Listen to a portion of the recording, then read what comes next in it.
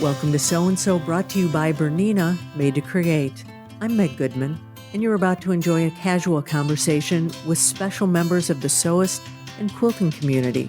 A conversation about how they got started, what inspires them, what excites them, and their connection to this community. Our guests today are Lindsay Kurowski and Stacey Gilfillan.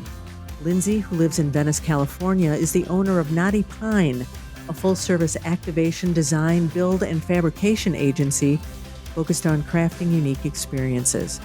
Lindsay's 33 years old and was born and raised in Western Massachusetts. Her diverse list of jobs includes farm work, door-to-door sales, bartender, marketing consumer data collection surveyor, personal assistant to a woman who had her organize her yarn for her cats, a floral designer, a podcast producer, sales and marketing for a print company, and a model for a floral design-themed reality TV show that was produced in Los Angeles. Lindsay is now the host of the Chip and Joanna Gaines Magnolia Network's breakout hit, In the Works. In Season 1, which premiered on July 15, 2021, Lindsay and her team at Knotty Pine set out to renovate the historic Oak Knoll Lodge in Big Bear Lake, California, and bring it back to its former glory, all while simultaneously learning the ropes of running an inn. Season 2 starts filming in August. In her youth, Lindsay had opportunities to sew, but really left that to her mother, Stacey, who is our second guest today. Stacey resides in Texas, is the mother of 5 grown children, and grandmother to 6 little ones. A registered nurse by trade, she works for a pharmaceutical company, and as a result has traveled quite extensively. Quilting since 1991, Stacey is a member of 2 quilting guilds and is working to educate the public about the true monetary value of quilts. Her goal is to make certain that each of her kids and grandkids has at least one uniquely handmade quilt from Mom or Grandma Gilly. Living the dream and traveling around the U.S. with her husband in their 30-foot RV named Elvira, Stacey also has an integral role in Lindsay's show as the sewist who creates myriad items for the newly renovated inns. Hey, Lindsay and Stacey, welcome to So and So. Hey, it's such a pleasure to be with you. Hey, thanks for having us. This is going to be fun today. I know that, based on what we know about the two of you, you're going to have a lot to say. Lindsay, we're going to start with you today. You tried your hand at sewing, but you did not enjoy the experience. So tell us about a couple times you tried this and why it never took hold as a hobby. Listen, I don't know that it's not fair to say I didn't enjoy myself, okay? Okay. I love the idea of sewing. I am a designer, so I love patterns. And I actually, for my real job, I run a construction design build company, and I make tons of cushions and like all kinds of, we call our upholstery company Good Enough Upholstery. So I respect quilting and sewing. It's amazing. The problem with me is I work 4 full-time jobs. So the idea of like sitting down and threading something and like I don't really have the time or focus Mm-hmm. to really thrive at it. But it's been, my mom, my grandmother, I grew up wearing a lot of clothes that were made for me, and my mom's so talented with sewing, so I've always been around it. It's not that I don't enjoy it. I don't have time yet to do it as well as the rest of you. So there could be a day someday. There could be listen. Yes, in my mind, I have all these projects that I want to do myself when I just have them. When I just have a minute. Well, that time will come based on what we talked about in the intro. You've done a lot of things, so the fact that you're doing 4 full-time jobs right now is no surprise. So, Stacey, there's a sewing component to Lindsay's show, and you stepped in to cover it and create items for the show. You've been quilting since 1991. So, take us back before that and tell us how you learned to sew and what and who are your early influencers. Wow. Well, the truth is, I come from a long line of sewists in my family. As Lindsay mentioned, my mother, her grandmother, also known as Nani, my mom sewed all of her clothes growing up, and then she sewed for myself and my younger brother. and our cousin. So I remember watching her as a little girl. I probably should have been sleeping at the time, but I remember her sewing at the kitchen table. She had scrimped and saved a lot of grocery money and bought herself a Singer sewing machine at the secondhand store. So I know that's what she was using when I was a little girl. But even going before that, my mom's mom was a garment sewer, as were her aunts, my great aunts, my Auntie Flo, or in Italian we call her Cici Flo and Cici Maddie. Those aunts, my great aunts, they all grew up during the Depression. And we're all from Springfield, Massachusetts, which it turns out was a big garment center. A lot of the mills in Massachusetts there were several that were South Shore, Massachusetts, like Fall River and New Bedford, also in the Ludlow area close to Springfield. That's where the textiles were dyed, and a lot of those the wool fabrics would come to Springfield, and my great aunts made the most beautiful coats. And I remember seeing these beautiful, scrappy wool braided rugs. And it turns out that those aunts that worked in those textile factories, the coat factories, were allowed to purchase the owner didn't give them the scraps, but the employees were allowed to purchase scraps for about $5 a pound. And they would bring those scraps home and they would make wool blankets and wool clothes, but they also would sew those scraps together, um, and then braid them, and by hand make those hand braided rugs. So I grew up seeing that they were still doing that even as retirees. When they were very older ladies in their 70s and 80s, they were still making, scrappy wool rugs. And Cece Flo had one of those old Singer sewing machines with the treadle, and she used to let me play on that when I was a little girl. So lots of sewists, no quilters that I'm aware of, but they were really awesome garment sewers, all of them. My mom, her mother, and my great aunts. Sewist. This is a word, huh? It is a word, It is. It's a right? thing. All right. Yes, so they influenced me, and of course, I have to throw in mad props to my seventh grade home economics teacher. Back when there was home economics, she taught me how to make my very first pillow, and it was a lavender gingham pillow. Do you still have it? No, my mom saved it for a long time. I know that I came across it probably 25 years ago, and I don't know where it is now, but I was really touched that she had saved it. And I also, as a little girl, wanted to make pocketbooks and handbags, and I would make them, and they were very floppy. It was before I knew anything about using stabilizers or interfacing. So, but I've grown up now, and I absolutely love cork and waxed canvas. So as Lindsay would say, I've leveled up. Leveled up. That's a thing. I like that. Yeah, you're teaching sewist. I'll teach you level up. Okay, And come up. and come up. Come up. That's a fair trade. Stacey, you've got a really good quilt story. The dog ate it. Oh, that's Lindsay's. The quilt I made for Lindsay for her 30th birthday.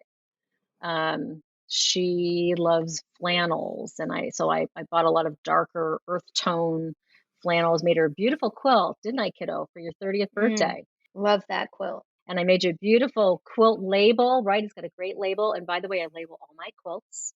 And then what happened to your quilt after your 30th birthday? What happened to my quilt? Well, I have a couple of dogs, and dogs kind of decide what they find intriguing enough to chew on. And yeah, well, I have a new dog now. He used to be my youngest. My middle dog, Finn, chewed a corner of that quilt. And my dogs are usually so good. I mean, they're bad, but they don't chew. They don't chew family heirlooms normally. Heirlooms? Yeah, this was a first for me. And my mom was livid.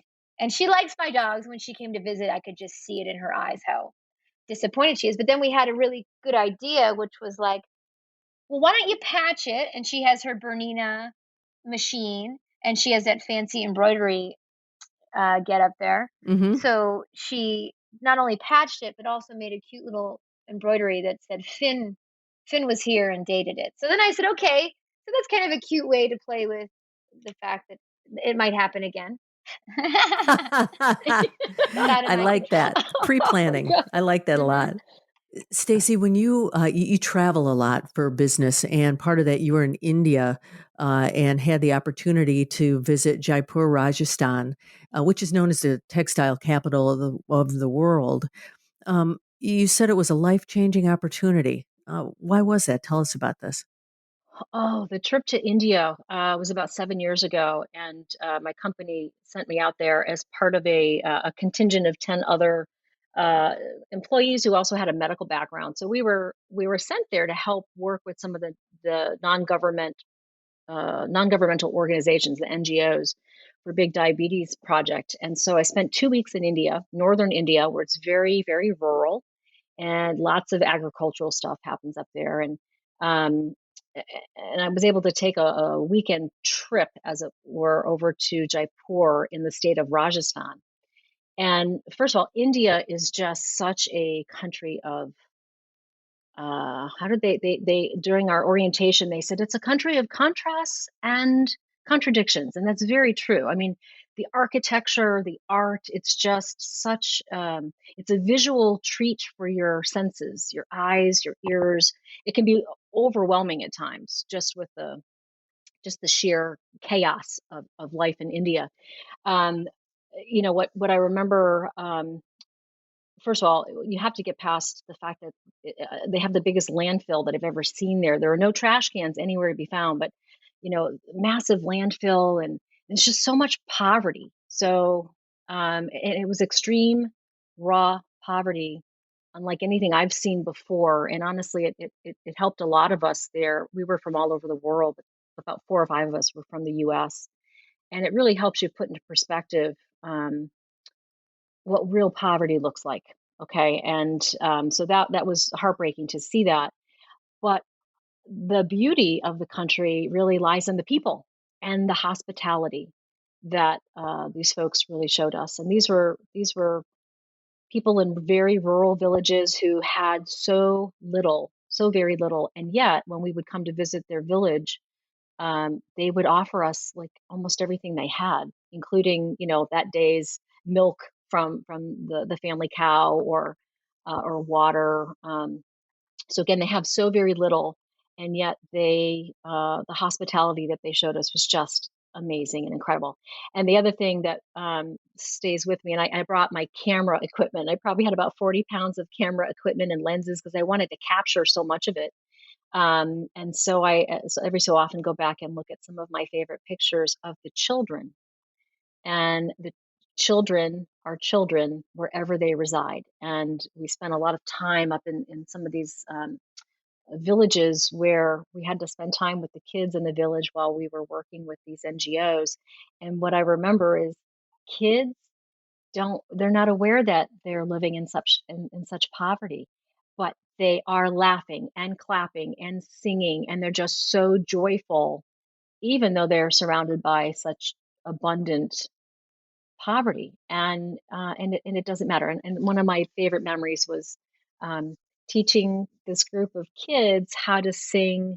Remember the song "Head and Shoulders, Knees and Oh, Toes," sure. right? So we there was another nurse there with me, and the two of us spent hours just singing that song, and the kids were just so delighted, and they were learning some words in English as well. So and then of course there was the trip to Jaipur, and there wasn't a textile that I didn't fall in love with and had to bring home with me. So luckily for me, I had brought an extra suitcase that was empty when I got there, and I had it jammed packed full of bed linens and wall hangings and pashmina scarves, and I ended up filling two suitcases with my finds, and I treasure those. I still have them today. Are you integrating those in your quilting and sewing projects? I have a bed covering. It's funny you should ask that. I bought a beautiful king size embroidered. I would call it it's like a bed skirt. Okay, it's not a quilt. And I've had it for these 7 years, and I haven't quite known what to do with it. And I thought I would actually make it into a quilt. I'd like to put a backing on it, and put probably a bamboo type batting or something light, because I live down here in South Texas, and it gets kind of hot here. But I would like to free motion quilt that piece, you know. Yeah, I love free motion Oh quilting. yes. Well, we'll cover that in season 2 of the show. Yeah, I want to see that, Lindsay. I want to see that. Yeah, I know exactly those machines work. I've been Sure. working them for years. Front, the pedal, the Yeah. top, all the buttons, everything. Uh-huh. Uh-huh. Mine has one of those pull down Oh yeah. honks on it, like an 18-wheeler. That's what I put on my Okay. machine. Nice. Nice. Okay. Lindsay, your new show, In the Works, premiered this month on the Magnolia Network, and it is quite the sensation. I don't know how to say it any better than that. You are just Quite the sensation, says my mom and her friends, or Oh, the quilters. Yeah, all the quilters have been yes. watching it. Yeah. all the quilters that use the free motion quilting machines. So tell us about the show, how you use your skills from Knotty Pine, and how did you make this happen? I want to know more about this show. Yeah, wow. Okay. It's funny because I'm in the middle of prepping for my season 2. So my head's all over the place right now, and I'm getting ready to get into the trenches again. So filming a reality TV show is incredible. It has like amazing moments and low moments, and overall it's a lot of work. It is a lot of work. So my company, Knotty Pine, I own and design and build company that I've had for about 8 years. People don't really know what that means. It means a lot of things. I started in retail, so I do retail build outs and installations for Nike and all kinds of brands at high end retailer stores. And then that kind of turned into a need for activation work. So lots of brands now do pop-ups and outdoor activations, which is just like anytime you're at an event and you see a brand that has like a very cool aesthetic or lounge or something that's trying to invite you in and tell you something they're selling. I help come up with some of those ideas. There are not a lot of women in my field. A lot of my job is hard work. My collar is blue.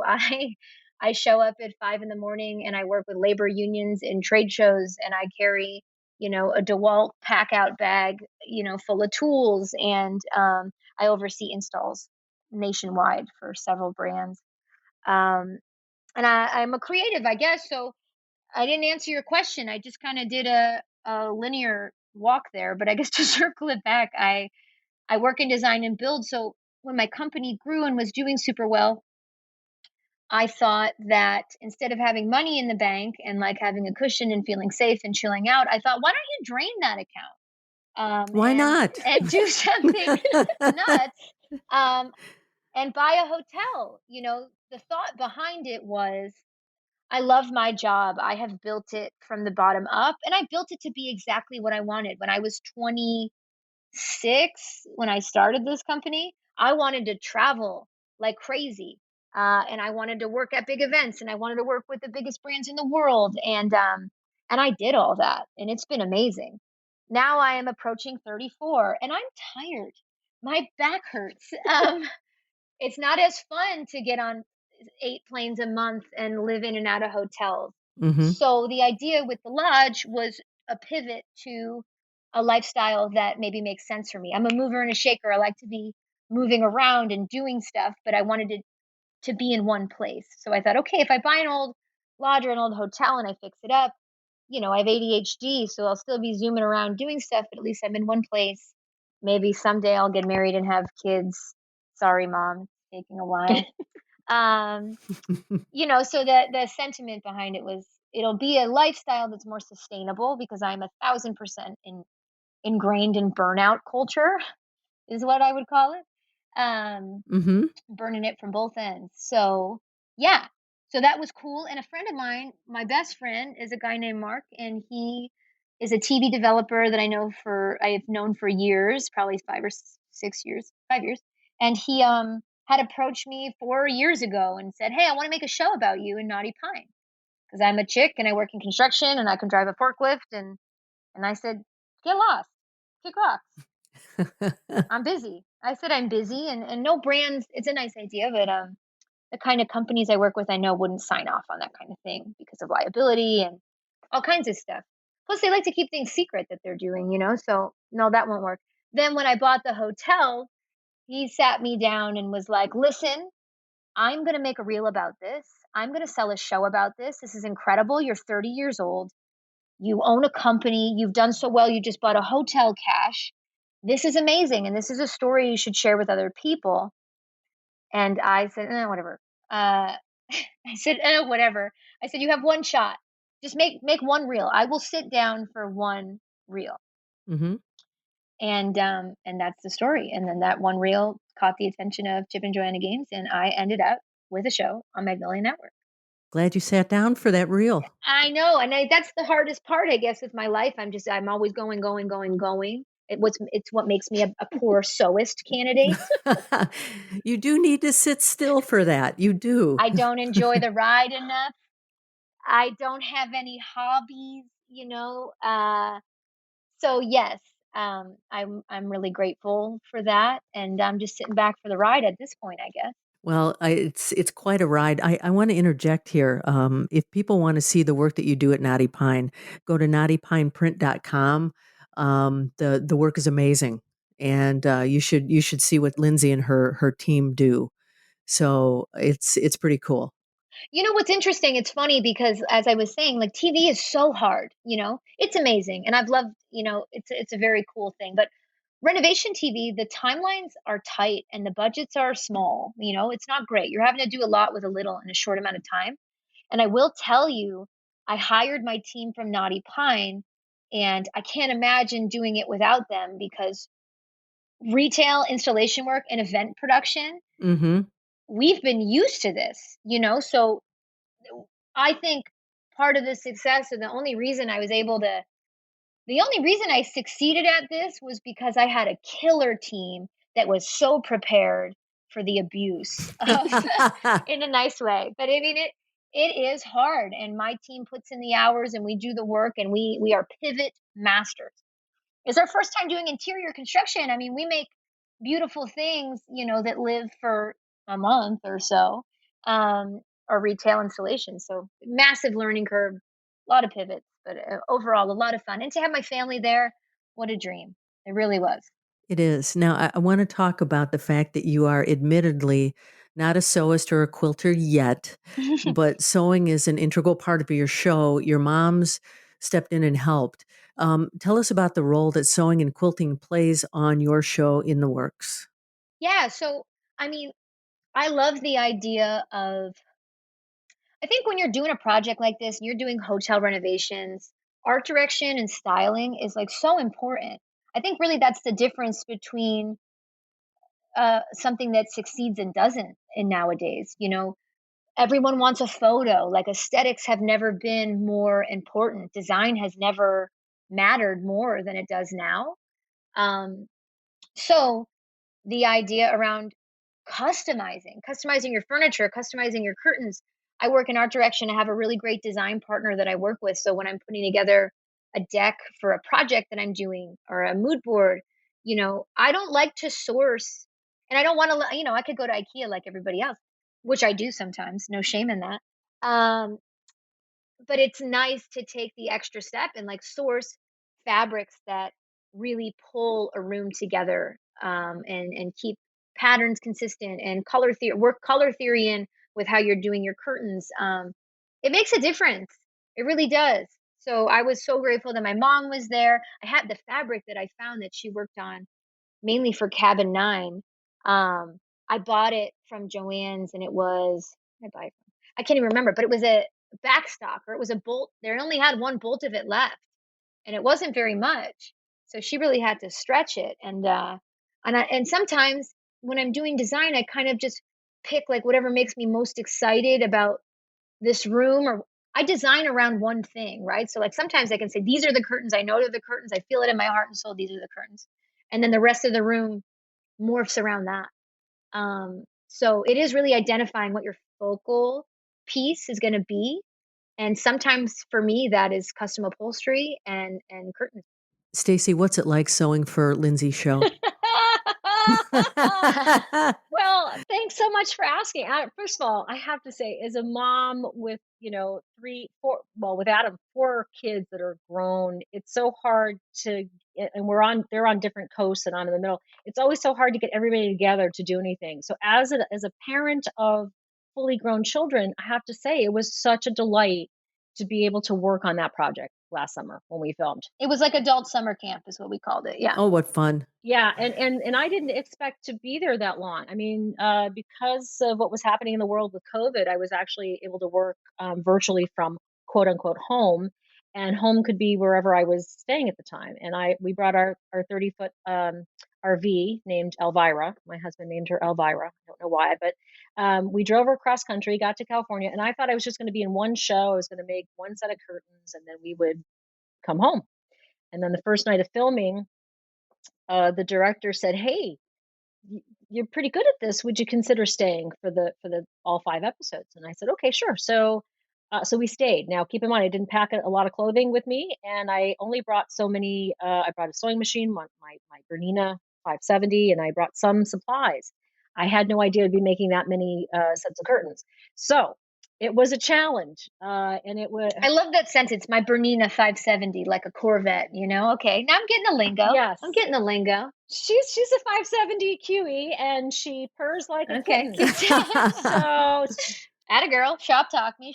She's my retreat machine, right? She's a little smaller than my 880. So we brought little Bertha out there, and so that's her name. And I was making curtains, and so here's one of the challenges. Lindsay, not being a sewist by trade, would see a fabric and fall in love with it, and buy whatever they had available. And again, suppliers, a supply chain stuff was really kind of wonky last year, right? So she was really lucky. So she would get like a bolt with 10 yards on it. And of course she would need, and she's in a plaid phase. So keep in mind, these are plaids, these are directional fabrics. And in many cases, she was only able to get maybe 10 yards. So I had to make it work. And there was no room for like the fudge factor did not exist. Can I defend myself here for a second? I don't know that I am in a plaid phase, but it's a lifestyle. Well, okay. A plaid lifestyle. But it's perfect for cabins, right? It's perfect. Yes. I try to work it in where I can. Just take a look at, I think it's episode 3, the family cabin. There's a whole lot of plaid going on there on the curtains and on the banquette that we reupholstered. Again, another plaid. My style icon is probably Rodney Dangerfield from Caddyshack, is where I draw a lot of inspiration. Yeah. And I for sure pulled some of that in. So eclectic is what you're saying. Yeah. So what I had said to her for this next season is, look, whatever you do when you buy fabric, you've got to think like a minimum of 14, 15 yards, especially if it's a directional, right? Because she didn't know this, but in order to make things line up, you need the extra, right, Meg? Mm-hmm. And I mean, so I was kind of sweating bullets because curtains, I haven't made curtains for 30 years. So I was sweating bullets because I knew these curtains were also going to be filmed.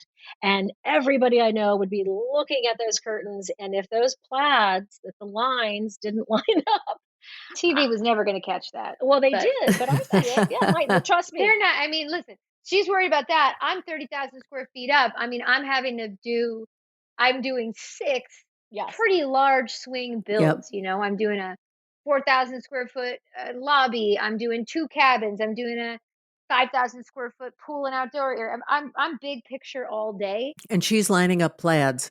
She's like, but I understand the importance to it. It was just, it was go, go, go, go. And the stuff came out. The stuff came out so amazing. So when you ask, hey, why don't you sew? Follow me sometime. I'm going to have you guys follow me. Yeah. Actually, watch my show. Episode 6. You're basically following me. Yeah. Yeah. So it's nice to have the detail. My mom and my sister are so good with the details. My sister's an accountant, and she sews. She's a sewist. The detail squad behind me is phenomenal. Yeah. Just so you know, and your listeners, if they'd like to tune in the works, episode 6, the final episode of season 1, you will see Lindsay learning how to sew. Perfect. It was quite. I got a need for speed. It was quite a trip, but the fabric sheet. Okay, listen. Let me say something quick. If you do watch that, I say something that might offend some of you. Okay, so I just want to address it. I want to take accountability. I said I thought sewing was boring. And they caught me at a rough time, okay? Now that I reflect on that, I like sewing. I like the fabric. I like the prep is cool. I just don't have the finesse So I just want to get in front of that. That could be a potential scandal for me, and I want to own up to that. I want to own up We to get that that. here. In subsequent seasons, we're going to have the Lindsay sews everything episode. I can see it. It's going to happen. Listen, I got to tell you, a project that I really want to do, and I have a feeling my life's going to calm down a little bit. I'm gearing up to shoot another season here, so I'm going till probably November. But I have it in my mind, and when I really set my mind to something, I can do it. And you know what I'm setting my mind to? What's that? I want to sew my own curtains for. I bought this 22-foot, 12-seater shuttle bus that I'm using to tool around. Antique stores and auctions are now my new thing. And when I'm done with the show, I want to convert it into like a surfer RV kind of van, and I want to do it Perfect. myself. So in my mind, I'm envisioning, and I think they're going to be like suspended curtains, that have the line at the top and the bottom, so they're taut. Mm-hmm. Um, so I'm working through that. I can see it in my future. We look forward to seeing that. Yeah. We do. It's, me too. I do. We do. Yes. Yes, I'm excited. Stacey, in addition to working on the show and everything else that you do, you're also part of a larger quilting community because you're a member of 2 quilt guilds. Can you tell us about these guilds and the special work that they do? Absolutely. So for about 4 years, I've been a member of the Cibolo Creek Quilt Guild here in Boerne, Texas. And a couple years ago, I also joined the San Antonio Modern Quilt Guild. My heart really is drawn more to the modern quilts, but I do much more of my volunteer work is with the Cibolo Creek Quilt Guild. And I'm the first vice president and also the program director. So yay! So my response. I'm so proud of my And mom. we're just a teeny tiny little guild. We have 55 members. We're back to, I think we're up to 56 now. We lost about 30% of folks who dropped out during the year of COVID, just Mm-hmm. because a lot of our members are a little older. In fact, I'm probably the youngest member. A lot of folks didn't want to figure out how to use Zoom, and we were doing Zoom meetings for a year. But we're back in person now, and so we're starting to do in person, meetings and trunk shows and workshops. So we're back to 56. So really a small, tiny little guild, but we are mighty in that we produce, man. We put out a lot of charity quilts each year. Excuse me. We make quilts for the local the women's shelter. We make baby quilts for the University Hospital NICU. For the veterans, we make quilts of honor that are presented to our World War II veterans when they return from their honor flights to Washington D.C. I think Mm-hmm. that program was put on hold last year because of COVID. I don't think it's resumed yet, but we still make the quilts. So we make quilts for veterans. We also make a lot of quilts and wheelchair quilts for the local nursing home, including Alzheimer's activity mats, fidget mats, with their little bits and bobs and zippers and buttons. Mm-hmm. So we do a lot, and in order to be able to continue to buy batting. We get a lot of scraps and fabrics that are donated, but that batting is not inexpensive. So we do make a raffle quilt each year that we usually raffle off during the first Saturday in May. And of course, for the last 4 years now, that Quilt Fest, the first Saturday of May, has been rained out. So that's been a challenge. But usually that raffle quilt is usually very impressive. And we typically can raise about $400 to $4,500 a year Nice. with that Nice. raffle quilt. And one of the things that came up in conversation earlier it was last year, it was just before COVID came to town, because we're such a small guild and we have a tiny program budget, I often would invite our guest speakers, our national speakers, to come and stay in my upstairs studio at my house, and which also meant when they weren't presenting at the guild, we could sit around my kitchen table and just kind of talk. And Mm-hmm. one of the ladies who did a program for us last February, Sylvia Schaefer from Atlanta, and I were talking about the monetary value of quilts and how so many quilters today. Well, as you know, it's a massive industry. Lindsay may not know this, but trust me, kiddo, it's about a $5 billion a year industry. Mm-hmm. It's about I know this because you told it to me Yeah, I last know. night. It's fat. There's maybe 9 to 11. See, now I'm more interested. I have a business brain, so I'm All like, right. oh, okay. I'll Now write you're that down. tuning in. That's right. Okay. Now I'm There's tuned there's in. about 11 million quilters, There are. in the USA, and quilt guilds are I don't know how many there are in the US, but I think membership is probably trailing off over the years. And I'm trying to do my part to encourage my daughters, both of them, to carry on the tradition. But we had a discussion about the value of quilts and how many quilters who have turned this into a business try to monetize, right, what they do. And they either, they take commission work and make quilts, or they're members of, they show at art shows and whatnot. And she had made a comment about how, when quilters give quilts away, when quilt guilds give them away, it really can have an effect where it undervalues the work that others are doing as a Mm-hmm. business, right? So I said, you're right. I feel like we have an obligation to be good stewards of the quilting community. And in that vein, I talked to the board about coming up with well, we call it the quilt recipe card, but it's in two parts. We have a big, like a spreadsheet, an Excel spreadsheet that's broken down into, the cost of what it took to make, this year's raffle quilt, from pre-production, piecing, Mm-hmm. quilting, post-production, all of that, at time, the hours, and we came up with an hourly rate. And I have to say, I didn't just divine this information. I just started doing some research online, Mm-hmm. and there were some free templates to use, and we kind of tweaked them. Um, but we came up with an hourly rate. The recommendation was that you take your local prevailing minimum wage in your area, and if you doubled that, you would come up with like a basic hourly rate, right? So we came up with about $15 an hour. Uh, and then for like the special custom quilting, we went up to maybe $24 an hour for that. So we figured out how many hours and the supplies and the materials and all of that. And lo and behold, we crunched those numbers, and didn't the value of that quilt, the true monetary value of our 2022 raffle quilt, came out to about $4,500. Wow. And the reason we think it's good for the general public to be aware of what the true value is that for so many people, they can just go down to the local TJ Maxx and buy, what they think is a, quote unquote, a quilt for $100, right? So the folks just generally they have no idea the amount of time, money, and effort that goes into handcrafting a quilt. And so when we Mm-hmm. show that quilt at local craft fairs or different events that are going around in town, we have that spreadsheet in a little plastic protector. And we also have a smaller 4x6, just a little summary card. And we call it the quilt recipe card. And it just breaks down, again, the time, the materials, all of that, so that folks who are buying raffle tickets understand really what the true value is. And so we're pretty proud of that.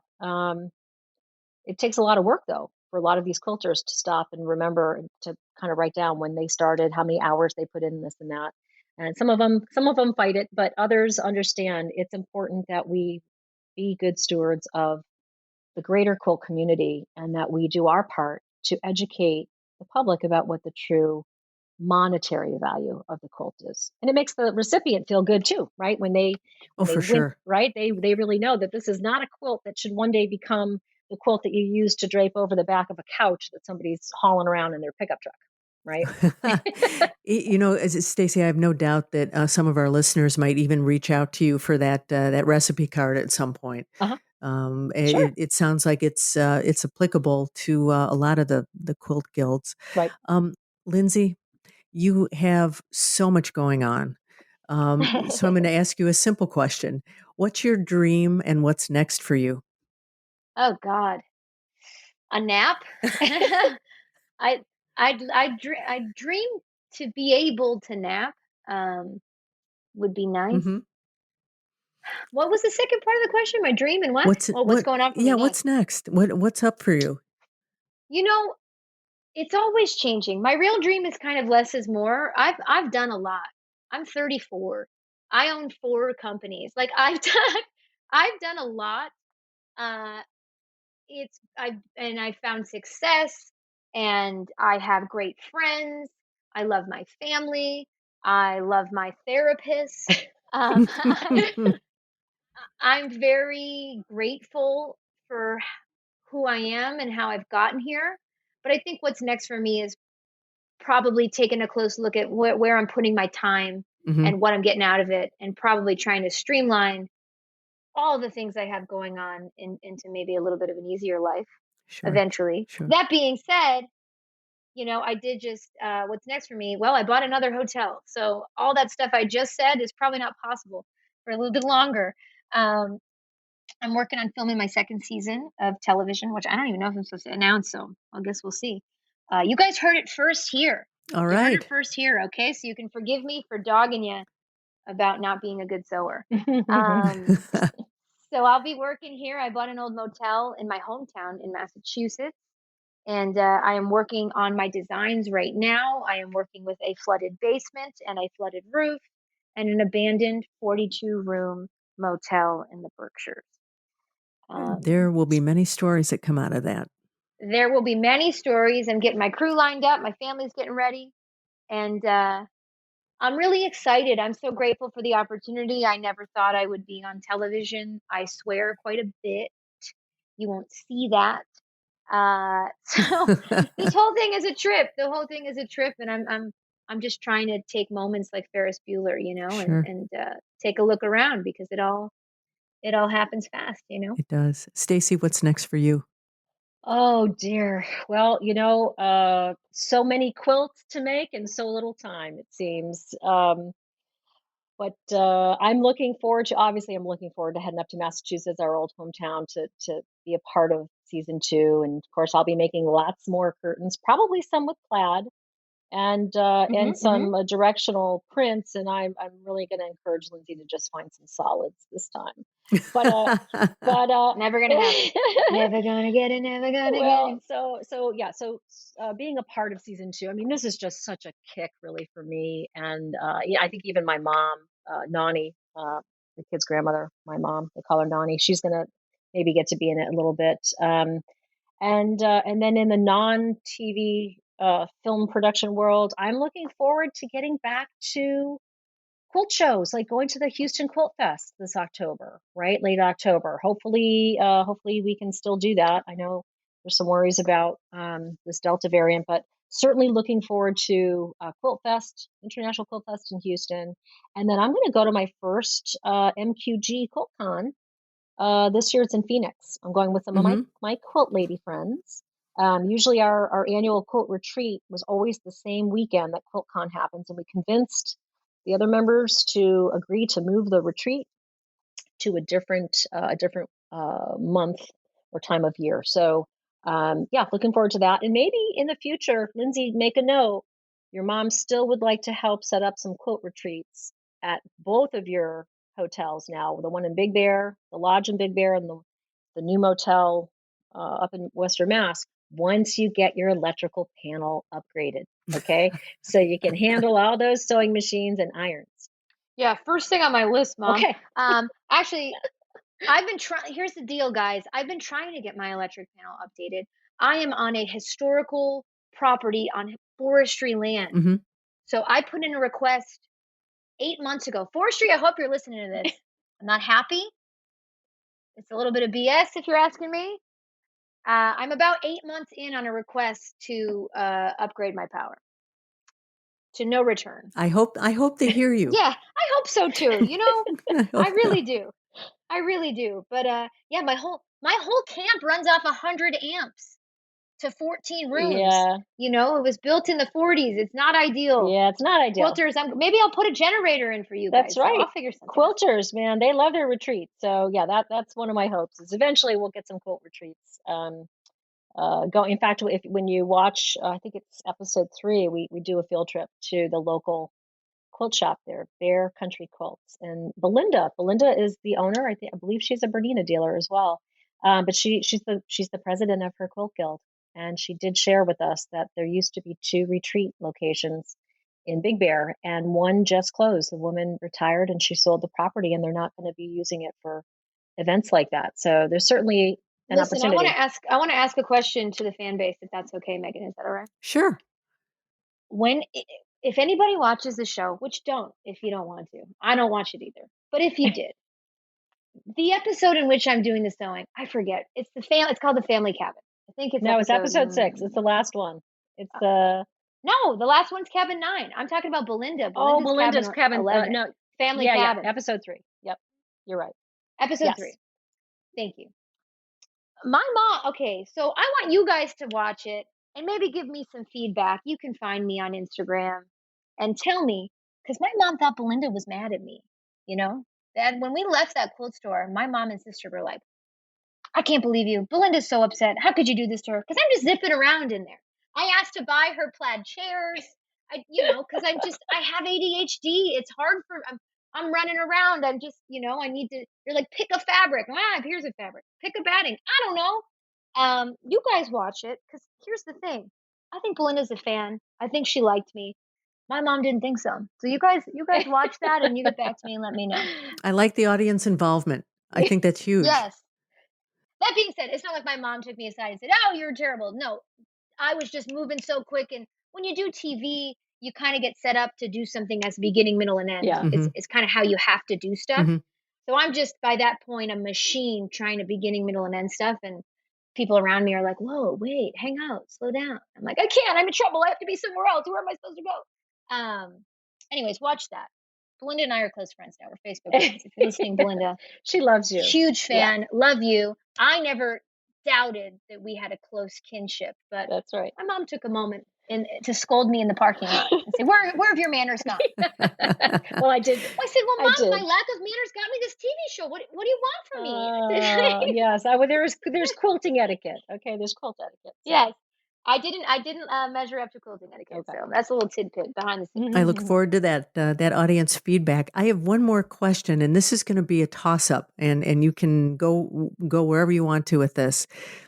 Is there a question I didn't ask that you wish I had? I have a funny. Well, I'm surprised Mom didn't mention this, but again, I don't really have a filter, but I am going to mention it. My mom didn't invite me to a quilting retreat. Okay. She invited my sister, Kelsey. Not true. In her defense, not true. Happens to be a quilter. Actually, she's wrong. She's right. She did invite me. I was busy. I was working. I was working somewhere. So let me roll that back. I was working and couldn't make it to this quilting retreat. And I was kind of skeptical anyways. Like, no, I don't want to go to a quilting retreat. My sister posted so many videos. They were having legitimately so much fun. They're all sipping wine and making their quilts. And I'm like, whoa, this is cute. And then the trip ended. My sister is a phenomenal dancer. And there is a dance that the kids do, which is called twerking. And my sister made a video from this quilt retreat of her twerking on a wall where a quilt was hanging in the room with all these older female quilters, and they loved it. So quilters get down is what I learned. And, maybe there is a home for me there. I say a line in my show, you'll hear it. I say, quilters, tough crowd, huh? Yeah. Maybe it's not so I can see the shirts now. Quilters get down, right? In one of the... Quilters get down a quarter inch at a time. Yes. Oh, there, honey. I like that. Right? See? That's good. See what I did with that? I just wanted to add that. But no, I think you covered everything. Thanks so much for having me. I'm excited. This is my first podcast that I've done. Well, it's the first of many, and this has been awesome. Stacey, anything that you want to throw in at the end here about what I didn't ask? No, I was just thinking, as a member of the quilting community, I get a lot of requests from non-quilters, non-sewists, who will see a quilt that I've made. Maybe I've posted it to Facebook or whatever, and then the requests start coming in. Hey, could you make me a quilt for my my college could you make me a t-shirt quilt? Oh, that's the question I get all the time. And I've been running out of delicate ways to say to people, please stop asking, because people have no idea. So I read. It takes so long, guys. They have no idea. So I don't want to insult anybody, but I came across, I forgot where I read this. So I would love to provide the appropriate attribution. I don't know where I read it. If somebody listening knows and they can set the record straight, please let me know. But I read this somewhere where a woman said, look, my response to any non-family member or friend or colleague who asks me to make a quilt for them is, I'd have to either have been married to you or have birthed you before I would make a quilt for you.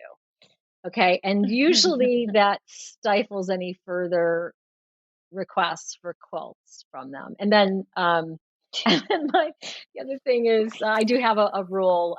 We have quilt protocol when I present the quilt, but one of the things I make very clear is with any quilt that I make for any one of my children or grandkids is that I retain lifelong visitation rights to that quilt. And my goal, honestly, is to make sure that all of my babies, all of my children and my grandchildren all have at least one quilt from mom, or as I'm also known as Grandma Gilly, so, because I'm not always going to be here. And one day in the future, for those future babies that you and your sister haven't had yet, one day. Yeah, poor mom. None of us have had any. All three of her kids are unmarried. Yeah, and no grandkids kids. are on my husband's side of the family. But my hope is mid-30s. Yeah, one day when I'm not here, when one of my kids or grandkids is in need of a hug and I'm not there, they can just wrap themselves up in one of the quilts that I made with a lot of love and care. And I got to tell you, I use hug. it sometimes on a sad day, and I do feel like that. Yeah, I want you. I mean, I use it. I want them to be so. comforted, and I make sure I put a label on every quilt so they will know who the quilt was made for, when it was made, and by whom. And so that's the goal. That is the goal. Make sure everybody has at least one quilt, and that when I can't be there, you can always wrap yourself up in a quilt and have a virtual hug from mom. Very beautiful. And with that beautiful thing that you just said, we're going to call it a wrap for this episode. Lindsay and Stacey, this has been so much fun. You guys are awesome. And I want to thank you for sharing your stories with us today. If any of our listeners would like to reach out to you, and I have no doubt they will, what's the best way for them to do so? My Instagram is my name, which is Lindsay, Landsey, Kurowski, Kurowski. And I think I got websites, I got oaknelllodge.com. I have knottypine.co. I have the springsmotel.com. Let me stop. It's stressing me out. You'll find me. Find me on Instagram. You're out there. We'll find you. Stacey, how about you? If people want to find out about that recipe card or so how can they find you? Well, I have an Instagram or an IG account, but only so I can keep. Yes, you do, baby girl. Just so I can keep up with what these kids are doing. And of course, they remind me all the time that we adults have ruined Facebook for them. And now, so now they're all on Instagram. I do have an IG account. You can find me at Stazzanaro. So it's S like Stacey, Tazzinaro, Stazzanaro. And then my email. Which is probably the easiest way to find me, is stazzanaro@gmail.com. So Stazzanaro, Stazzanaro@gmail.com. Perfect. Awesome. Thank you both so much for joining us today. Thank you, Meg. This was so delightful. Thank you so, so much. A lot of fun. Well, there you have it. Another story about people just like you, someone for whom sewing and quilting is a lot more than a hobby. It's a way of life and a connection to something bigger. If you know someone you think has an outstanding story, a story that should be shared on this podcast, please drop me a note to emmygoodman@theflintrock.com and put "you should hear their story" in the subject line. Be sure to subscribe to this podcast on your favorite platform and visit our website, soandsopodcast.com, for more information about today's and all of our guests. That's SEWANDSO podcast.com. And finally, I want to thank BERNINA for making this program possible. I'm Meg Goodman, and I look forward to you joining us next time on So and So.